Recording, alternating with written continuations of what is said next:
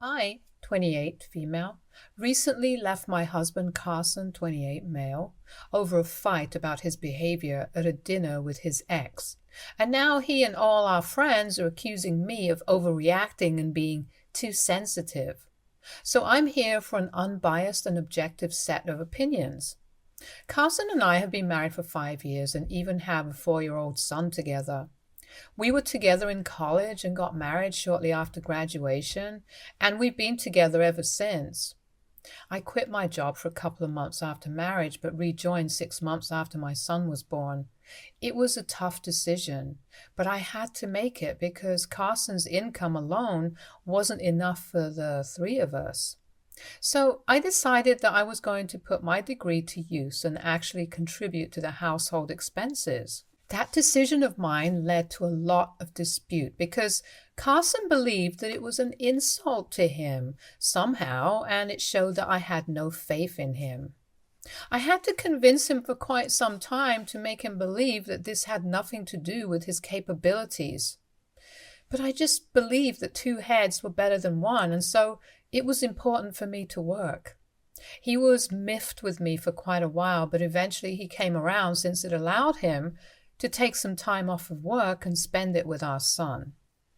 The downside of this was that now I ended up doing both the household work and my job. Carson is a personal trainer at a local gym, so his job is a lot more physically strenuous than mine. I have a desk job, so he thinks that I should do most of the household work, which I think isn't exactly fair because even though I don't have to do a lot of physical activity at my job, it's still pretty tiring and I have to work longer hours. We agreed that he'd do at least some of the chores back when I started working at first, but I would always come back home to a badly done job, and his excuse was that he was just too tired and we'd fight over that. So eventually I gave up trying to make him do things and started doing all the chores on my own. I got sick of the regular fights, so I took up smoking as well because I was already stressed out from my job doing all the work at home and also raising our son. He'd pick up our son from daycare, but I was always the one dropping him off because he wanted to sleep in on most days. I did all the cooking, cleaning, laundry alongside my job, so occasionally the meals wouldn't be perfectly done because I'm not exactly a Wonder Woman. I spent the last couple of years living like this while also putting up with Carson and his relentless jibes at me about my sloppy cooking, which he didn't even realize was kind of his own fault because he didn't know how to cook. I put up with all of it simply for the sake of my son because I knew that if I decided to leave, it would have a bad impact on my son's life. Last year I gave up and hired a maid whose salary comes out of my pocket. That led to more mocking by Carson because he thought that it reflected poorly on my homemaking skills, and he would constantly talk about how his mother, his aunts, and so many other women he knew could easily manage working as well as taking care of their home and family.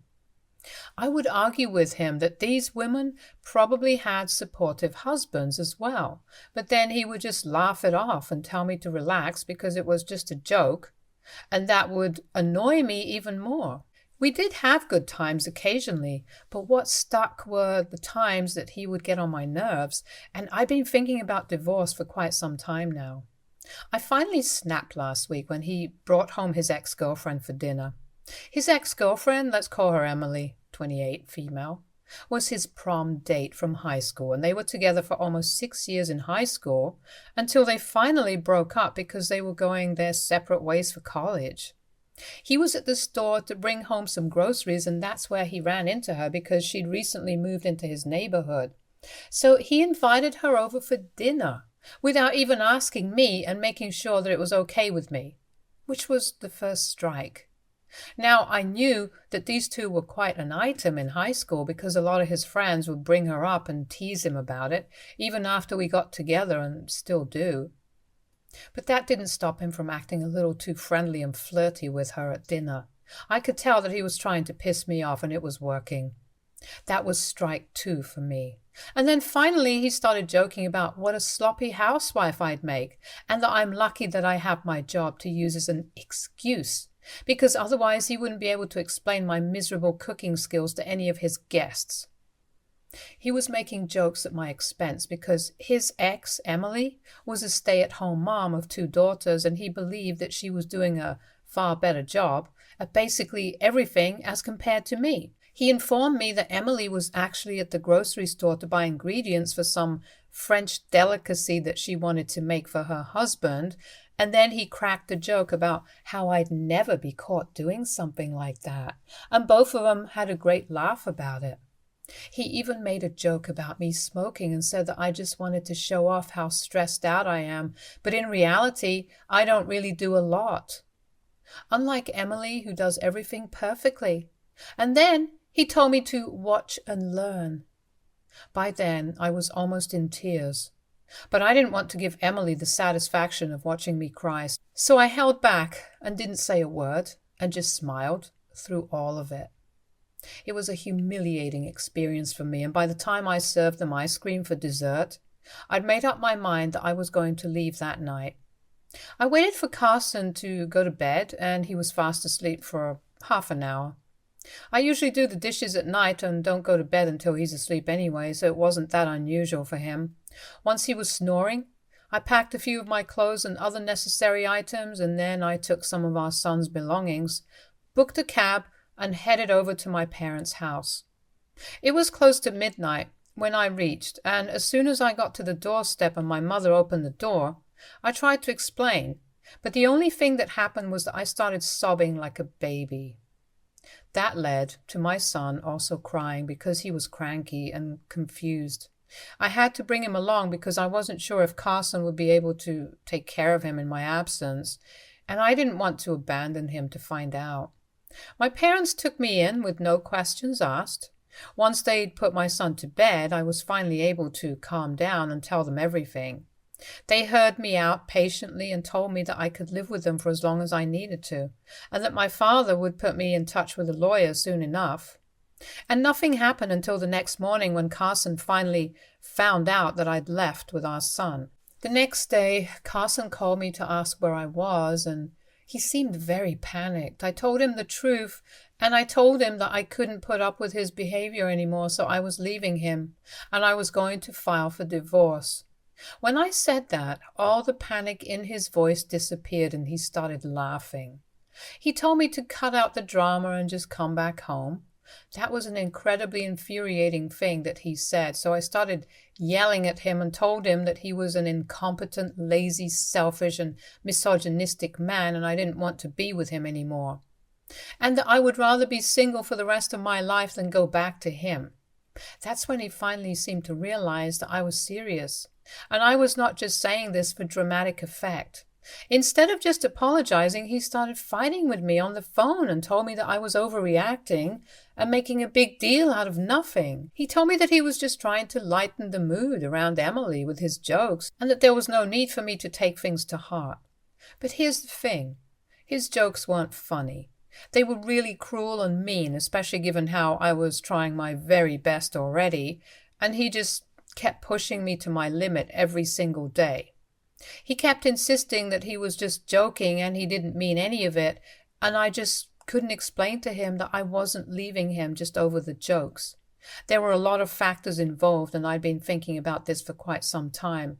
Once it finally got into his thick skull that this wasn't just about the jokes, he started playing the victim and accused me of leading him on because I'd said that I was already planning on leaving him and this was just the last straw. It was a very frustrating conversation, so I disconnected the call after a while because I didn't want to scream at him and lose my temper again. I knew that there was no talking to him and explaining things to him because he was just unreasonable and stupid, and I regretted ever even marrying him or getting together with him then. Little did I know that my problems were just about to get worse because after that phone call, he involved all of our friends and everybody started texting me to tell me that I was being extremely unfair to him. It was just text after text of people telling me that I needed to think about our family and my son and put them first instead of myself and letting a few stupid jokes get to me. I told everybody that there were a lot of things that they didn't know, but everybody just kept saying that I shouldn't destroy a marriage and a home over some jokes. So I even put up a post explaining everything that I mentioned earlier in the post, and that seemed to pacify certain people. Carson also saw that post, and he told me if these were the problems that I had with him, then I should have told him and he would have worked on it. It was ridiculous because I did keep telling him for years on end that I didn't approve of certain things, but it had no effect on him and he just continued behaving the way he always did. He never changed. It was like talking to a wall, and I was just done now. But after that post, he started telling me that he would change, and he would be better, and he just needed one last chance to make it work. He also got some of our friends to try and persuade me to stay, and they also promised me that he would definitely change for the better and be a good husband. But the fact that he kept involving our friends in this just rubbed me the wrong way. It didn't work in his favor because it made me feel like he was trying to peer pressure me into not getting a divorce, which was a pretty manipulative and childish tactic. I also just didn't believe that he was capable of changing anymore because I'd given him a lot of chances to improve over the past few years, but he never had. And I was sure that even this time, if I decided to stay with him, he would probably try to put in a real effort for a few months, but then he'd be back to his old behavior. I just didn't want to risk it because I wasn't getting any younger, and I was sick of being a single mother despite having a husband. And all things apart, I didn't think he was the correct role model for our son. I definitely didn't want my son to grow up in a household where behavior like Carson's was normalized. I had stayed with him for so long for my son's sake, and now I was going to leave him for the same reason. I didn't see anything unfair or unreasonable about whatever I was doing, so I went ahead and filed for divorce a couple of days ago. And today he was served. He was furious, mostly because he didn't even want a divorce in the first place, and also because he realized that I'd filed for full custody of our son and was also demanding that I get to keep the house that we used to live in, the divorce, or we could sell it and split the money 60 to 40%, with me getting the largest share. That house was a wedding gift from both our parents, so I thought that it was fair that either I get to keep it or we could split the money that we get from selling the house. But either way, I believe that I was entitled to the largest share because of all the hard work and efforts that I put in for the last couple of years, ever since I had my son. I was working full-time raising my son and also doing all the household work without any help from him, and I strongly believed that I was entitled to at least the house. The rest of it he could still contest. I wasn't even demanding any alimony, so I thought that it was a completely fair petition. But Carson believed that I was being unreasonable and that even if I wanted to get a divorce, I shouldn't have filed for full custody, because it's about our son and he is just as much his as he is mine, which is fair. But I just don't think he's up to the task of being a father, and I haven't tried to take away his visiting rights so he can still come by and see his son whenever he wants to. He just doesn't get to stay with him full time. He doesn't even know the first thing about our son. He called me today after he was served and told me that I was being insane and this was a gross overreaction. He told me that he already didn't even agree with the divorce, and now that I was demanding full custody and a house, he had reason to believe that I was just being hysterical and wasn't thinking straight. I told him that I had come to this conclusion after a lot of thinking, and it hadn't been easy for me either, and I tried to explain things to him rationally. But he was so upset that he just started sobbing on the other end, and that made things very awkward for me. Carson isn't much of an emotional guy, and I guess that's pretty obvious from everything that I just said, so his just breaking down is a very big deal. He was crying and he told me very emotionally that he'd never expected that he could ever even stand to lose me someday, which is why he'd taken everything for granted, and begged me to give him just one last chance to prove that he could be a good husband and a great father. It was incredibly hard for me to stand my ground, but I had to tell him that my decision was final and that he had realized things a little too late. I couldn't just go back to that life again now. He started crying even harder, and for the next couple of minutes I just had to stay on the call and try to console him, which was weird and uncomfortable for me. Eventually he stopped crying and told me that he'd never be able to forgive me or even himself if our son suffered because of this. I told him not to worry and said that this was just a temporary arrangement because our son is still pretty little now, and that we could renegotiate the terms of his custody in a couple of years when he was a little bit older, so he didn't have to worry about him. I told him that this was going to be hard on both of us, but we just had to make the best of our situation and try to be strong for the sake of our son. But then after I said that, he abruptly hung up on me. And then I didn't hear anything from anybody for the next couple of hours. However, now, all of a sudden, all our friends have started texting me again to tell me what I'm doing is wrong on a fundamental level and that I need to reconsider my decision. They're telling me that since Carson is begging for one last chance, I really should consider it instead of being so cold-hearted and thinking about my family. At first, it was just a few people, but now it's practically everyone that we know, and I seriously have started to reconsider because maybe I am the a-hole here. I don't even know anymore. So I'm here. AITA for filing for divorce from my husband and full custody of our son because he doesn't help me. Update 1.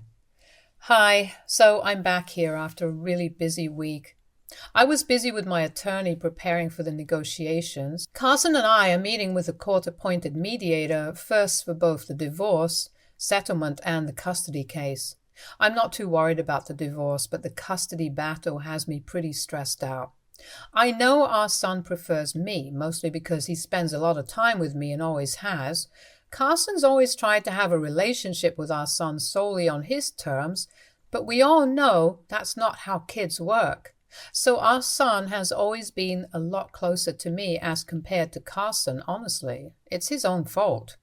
And also, like I said, Carson doesn't know the first thing about raising children, so it'll be a huge blow to me if he ends up getting partial custody, because I do not think he's responsible enough to handle that. My attorney and I are preparing for everything that they can throw at us, and well, so far so good.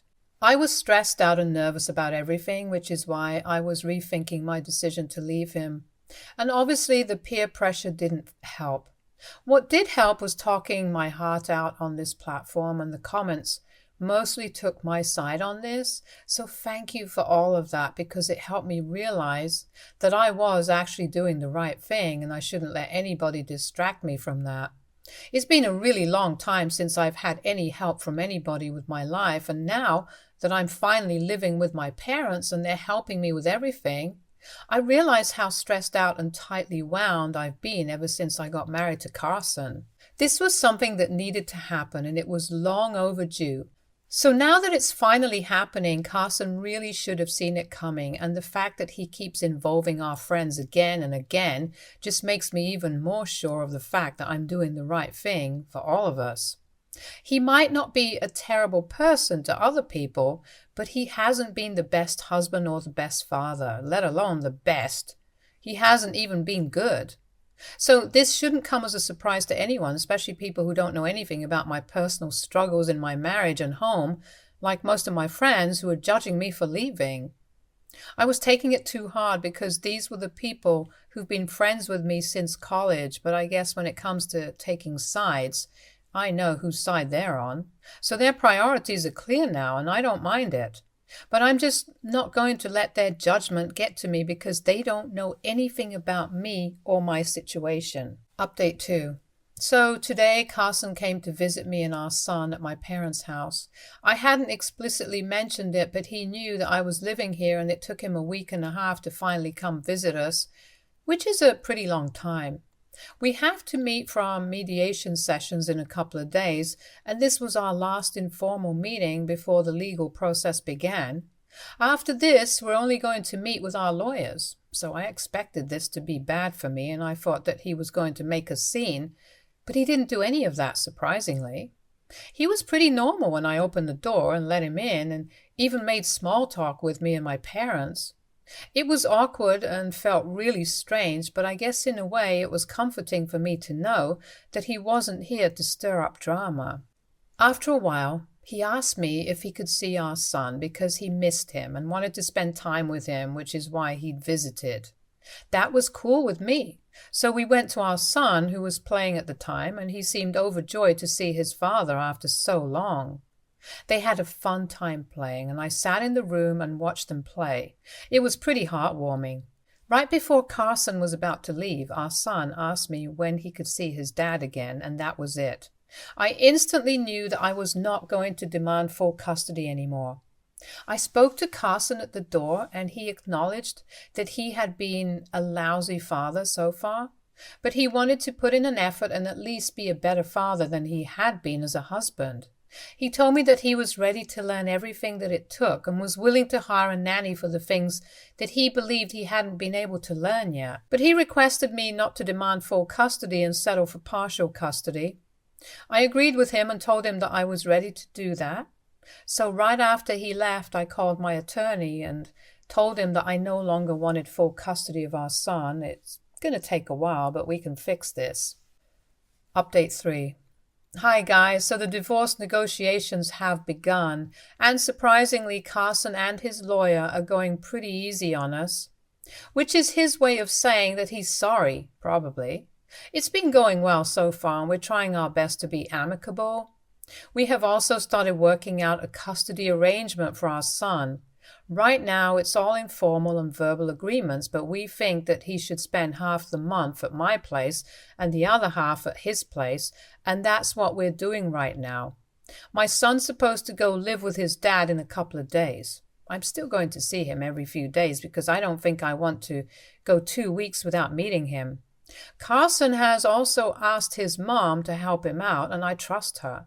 Because even though Carson wasn't the best husband, she was a great mother-in-law and has been nice to me even recently after I filed for divorce. Not a lot of people would do that, not even my friends did that. So I like the woman. Now I just hope that everything works out for us, as a family. I have no grudges or ill will against my soon-to-be ex-husband. Stay tuned for more stories from our girl relationships.